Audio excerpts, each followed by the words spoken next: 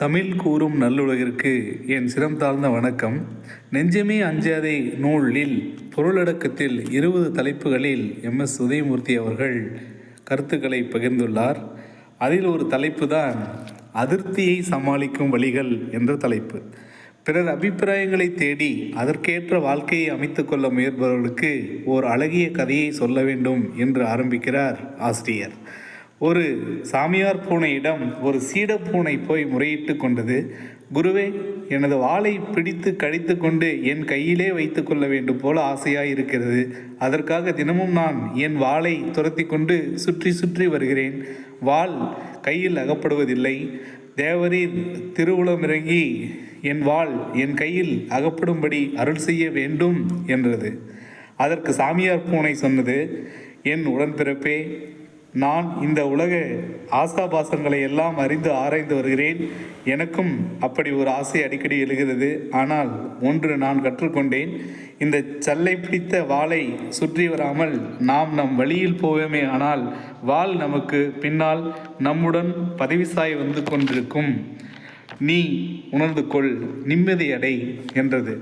பிறர் பாராட்டையும் ஆமோதிப்பையும் அங்கீகாரத்தையும், மீண்டும் சொல்கிறேன், பிறர் பாராட்டையும் ஆமோதிப்பையும் அங்கீகாரத்தையும் பற்றி லட்சியம் செய்யாமல் நம் பணியில் கொள்கையில் ஈடுபடுவோமானால் பாராட்டும் புகழும் பூனை வாள் போல் நம்மை தொடர்ந்து வரும்.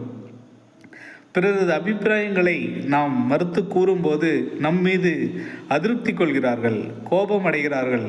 ஏதோ அவர்களுக்கு துரோகம் செய்தது போல் சீற்றம் கொள்கிறார்கள். அந்த சமயங்களில் நாம் எப்படி காத்து கொள்ள வேண்டும், அத்தகைய சம்பவங்களை எப்படி சமாளிக்க வேண்டும் என்பது பற்றி மனசிகிச்சை நிபுணர்கள் சில நல்ல யோசனைகளை கூறுகிறார்கள். ஒன்று, நீங்கள் கோபமடைந்தீர்கள், நான் இப்படி பேசக்கூடாது என்று நீங்கள் நினைக்கிறீர்கள். இது உங்களின் நினைப்பு.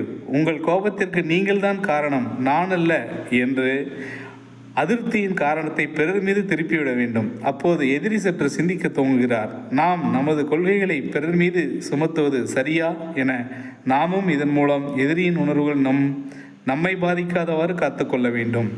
2, உங்களை திருப்திப்படுத்துவதற்காக நான் என் கொள்கையை மாற்றிக்கொள்ள முடியும். அப்போது நான் உண்மையானவனாக இருக்க மாட்டேன்.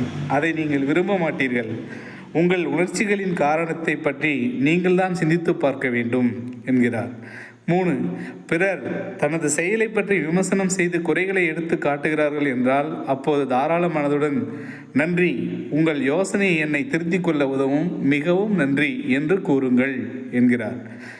சில சமயம் பிறர் நம்மை சீண்டுவதற்கென்றே கோபமூட்டுவதற்கென்றே இடையிடையே நம்மை மடைக்கக்கூடும்.